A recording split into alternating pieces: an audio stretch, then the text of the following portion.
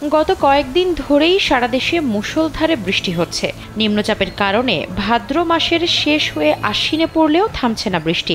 জনজীবনে নেমে এসেছে ভোগান্তি। এর মধ্যে রাজধানী সহ 4 বিভাগে ভারী বর্ষণের আশঙ্কা করছে আবহাওয়া অধিদপ্তর। সোমবার আবহাওয়া অধিদপ্তর জানিয়েছে, স্থল গভীর নিম্নচাপটি গাঙ্গেয় পশ্চিমবঙ্গ ও এর কাছাকাছি এলাকায় বিরাজমান রয়েছে। তবে এটি পশ্চিম উত্তর পশ্চিম দিকে অগ্রসর হয়ে ক্রমান্বয়ে দুর্বল হতে পারে।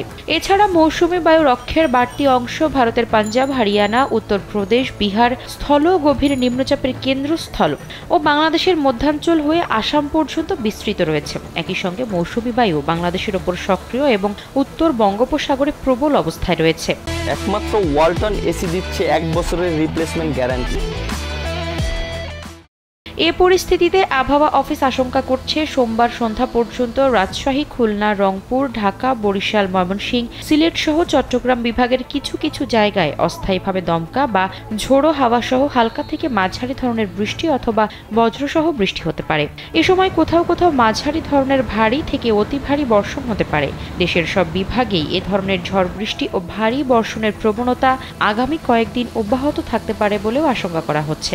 এদিকে কয়েকদিনের গরমের পর ঝড় বৃষ্টি হওয়ায় প্রকৃতি কিছুটা ঠান্ডা হলেও আবহাওয়া অফিসের তথ্য মতে তাপমাত্রা আবারও বাড়তে পারে।